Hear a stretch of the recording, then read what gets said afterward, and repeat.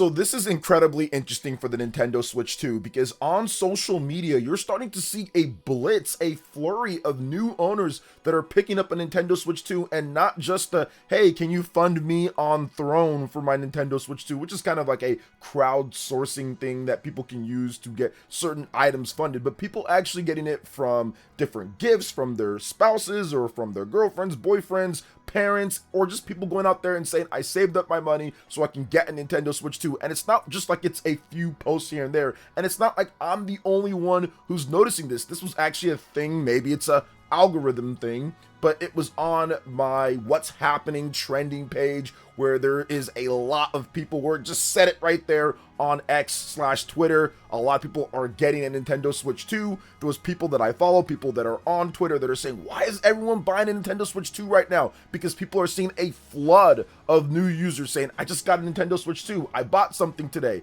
I mean, I'm going to show you guys just some that I bookmarked here. I'm going to scroll through it where there's just a bunch of people, once again, that I don't really know or I don't really follow, but sometimes I might see a post or two, but all of a sudden, everyone just out there buying a Nintendo Switch 2. Just post after post after post after post of people picking up the game, whether some of them are even finding the Mario Kart World bundle that's still out there, maybe I think in different countries, but I know here in the US, I have not seen that Mario Kart World Nintendo Switch 2 bundle in quite some time, but it is all over the place of people picking up the Nintendo Switch 2. It's a lot of posts. So I did want to go over that and just kind of discuss what's happening when it comes down to this and why there is this influx and what it means for the future, in addition to some other stuff as well, because it seems like the Nintendo Switch 2 is not going to be hacked for an incredibly long time. But before we continue on, we are giving away a Nintendo Switch 2. All you have to do to enter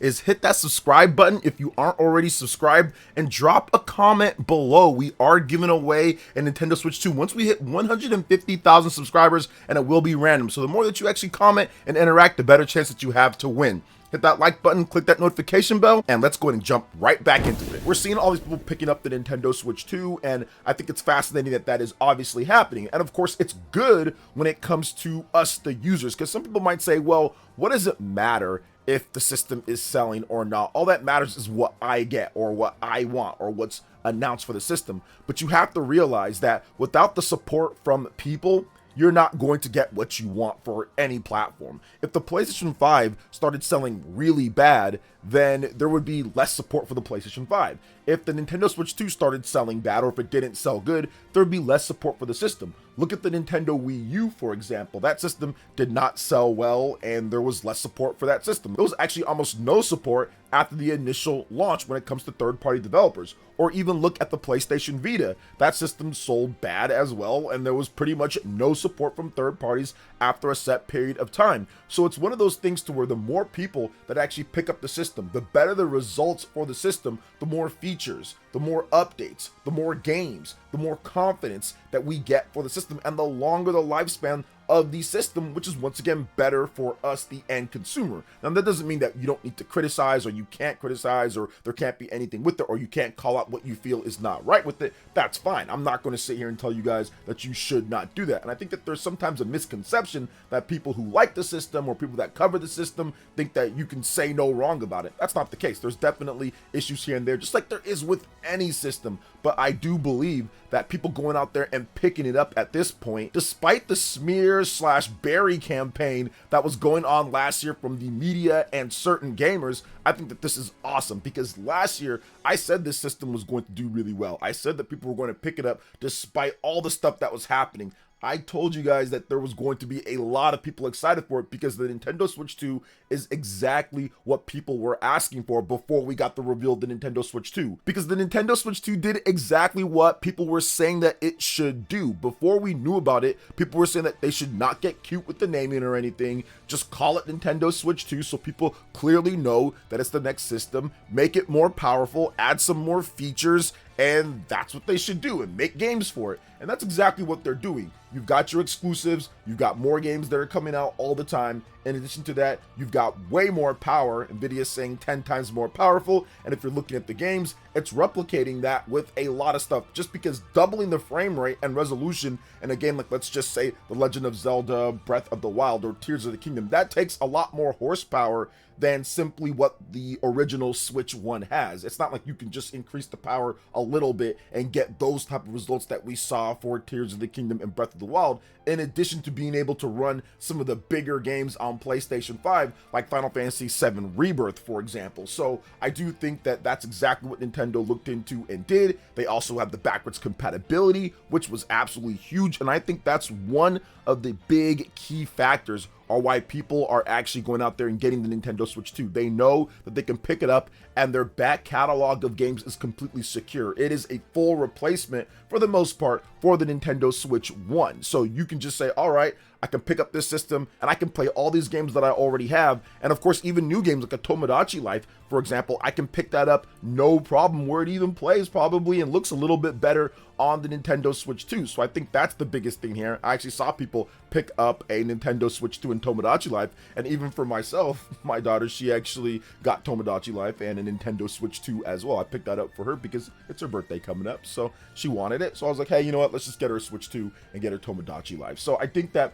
a lot of people are definitely coming around to this system. And once again, I knew that it was just going to be a matter of time. Yes, Nintendo Switch 2 sold the best ever for the first 6 months, fastest selling system ever worldwide. There was a little bit of a downturn when it comes to some parts, maybe in November or the earlier in the year. People were talking about the US Circana sales. It wasn't as high as PlayStation, but then in March, Pokemon Pocopia came out and there was a rush of people picking up the system to the point to where it sold over 570,000 units estimated, which was more than January and February combined, added 50% on top of that. That just goes to show you that that exclusive Pokemon Pocopia was a huge driving factor. And now at this point, people are seeing the library of games. People are seeing stuff like Splatoon Raiders. They're seeing Yoshi and the Mysterious Book. They're seeing the physical digital pricing split. They're seeing a lot of good things. And they're also looking around at what the other companies are doing with the high prices of PlayStation 5, high prices of Xbox Series,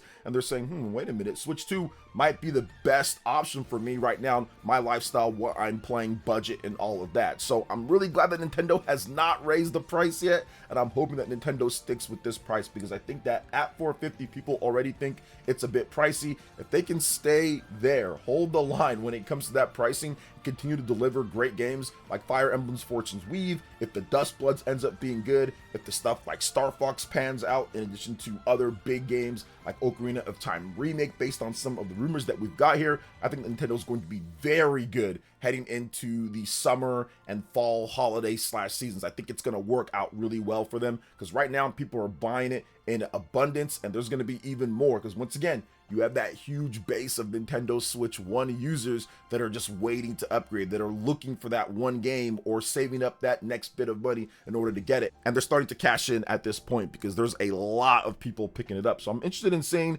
exactly what's going to happen here for this year, and of course, what new game announcements that we're going to see, because publishers and developers see all this and they see the numbers as well. So we'll find out about Nintendo's sales numbers next week, Nintendo May 8th. I think that's when the investors meeting is, so we'll find out exactly where they're at. I'm estimating around 20 million or so, maybe a little bit above that, 20 to 21 million for their sales numbers. Their target was 19 million by the end of March, so I think they're definitely there, and I can't wait to see what happens when it comes to big games and that next big Nintendo Direct. So what do you guys think when it comes to everything we talked about here? Let me know in the comment section below. All right, let's get into the next topic here, and that's the Nintendo Switch 2 hacking situation, because there was a very interesting post that came out about a year ago, June 5th, 2025. It was from Switch Tools, and they stated that there is the first Userland ROP chain exploit on the Switch 2. So they showed that off. There was a blue sky profile, And in that post, there were so many people that were talking about how, oh, it's only going to be a matter of time before we're hacking and stealing games, or we're hacking and emulating, or we're hacking and doing this. The system's already been exploited. There's already been things here. There's going to be big stuff that's happening. There was a lot of confident people in the comment section stating that it's over already. Now, obviously, there was people with more sense saying, well, no, not just quite yet. But one of the things was that this post ended up getting a lot of views, 8.2 million and counting at this point from last year to now. So it's been seen by a lot of eyes, which got other people to say, well, wait a minute, we're coming up on the anniversary here of this post, and there's still no real hack for the Nintendo Switch 2 yet. And some people were once again in that comment section claiming that there was. Now, the owner of this account, or whatever this Switch Tools is, quote tweeted that post and said, I don't know why there's been a resurgence of interest in this post from last year, but I'll take this opportunity to announce that there hasn't been any progress on the Switch 2 hack. It's going to take a long time. Don't expect a hack for several years. So there you go, guys. Stated from the person themselves, it looks like Nintendo Switch 2 hacking is pretty much going nowhere, despite this little, I don't know what it is, checkerboard exploit or something, which I don't think this does anything. There's not really anything at all. And once again, credit to Nvidia and Nintendo when it comes to that. And the reason why I don't like the whole hacking thing, or I'm not huge fans of the whole hacking thing, is just because every time that we got that last year, there was all these big leaks for games a week or 2 weeks ahead of time, people dumping the ROMs and spoiling a lot of the games. There's always been emulation, there's always been piracy and all that, and it is what it is. People can do what they want to do, whether they get caught or not or whatever, that's their thing. I'm not here to police people on that. That's on Nintendo to make sure that the system doesn't get hacked, to make sure that they don't have day one exploits. Nvidia messed up with the Nintendo Switch 1, and while they were able to fix it fairly quickly, it was still Nvidia messing up and Nintendo not catching it when it comes to the hardware. So that's on them to take care of that. But I personally, as a gamer, I don't like to see the whole ROM leak or hack, and then all of a sudden we've got spoilers a week or 2 weeks before.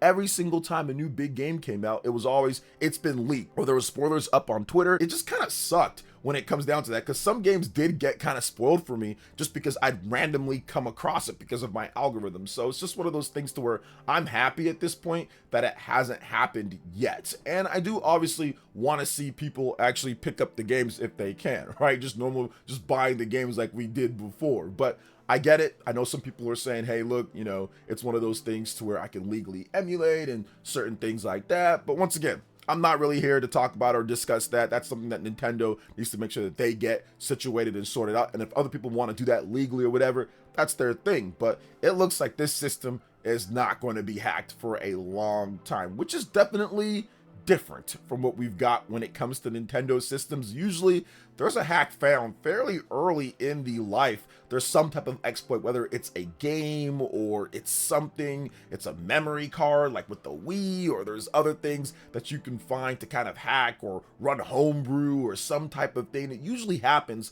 And with Microsoft and Sony, it's usually later. Like right now on PS5, there's been some things with PS5 being hacked, people running Linux and all sorts of stuff. So it usually takes a while, but that's 5 years into it now. And at this point, it took a bit of time. But when it comes to Switch 2, it doesn't seem like it's going to be happening anytime soon here. So definitely Nintendo, they are throwing everything that they've got to make sure. And I think that they took some real time. I think that's probably one of the reasons why Nintendo actually took a while to come out. I think Nintendo probably spent years literally formulating a plan lockstep with Nvidia to make sure that people weren't just going to hack this thing with a paper clip and some like fruit bites like in day one. You know, I think that's essentially what Nintendo was trying to do. They were trying to make sure that people just couldn't hack it right away. So definitely, once again, a good thing so far, just so we don't get those leaks and those spoilers beforehand. But how do you guys think this is going to work out? Do you think that it will be hacked sometime soon? Do you think it's going to be later? I'm more thinking that it's going to be much later, just because Nintendo put up a fortress on this one. Plus, they've been pretty litigious when it comes to making sure that they stamp out Switch 1 emulation and all that. Yes, there's still ways to do it, but Nintendo is on it. The Nintendo ninjas are not sleeping on this one. They are out there katanas in the wind. So it's one of those things where I think that Nintendo's not going to let this really phase out. They are going to continue attacking as long as they have money, and they've got plenty of it. So yeah, I don't see the Switch 2 being hacked anytime soon. And if it is, Nintendo's going to be on it like crazy. They're going to be there with lawyers, with swords, ready to go, ready to take care of this. So it looks like Nintendo has things under control when it comes to the hacking situation, but for a gamer like myself, and I think for most people, we're just really focused on what are we going to get when it comes to the incredible games. Like, what are the big titles that are coming out that are going to keep us excited and keep more people picking up the system? Because you can have a hack with the Nintendo Switch 1 or even the Nintendo Wii, the DS. There's been so many great high-selling systems that have been hacked as well, and I think that's what's important. Just making sure that you continue getting out the great games and pushing the numbers. Even if there is a hack in the future, you can really just do your best to make sure that you sell as many systems with great titles as possible. So I think that's what Nintendo's going to continue on here with the Nintendo Switch 2. But what do you guys think about everything we talked about here? Let me know in the comment section below. All right, guys, that wraps it up for this video here. Thank you so much for watching. I do appreciate it. Please make sure you hit that like button, subscribe if you're someone new, click that notification bell, and check out my other Nintendo Switch 2 RPG content and more right here on screen. Thanks for watching, and we'll catch you guys for the next one. Peace.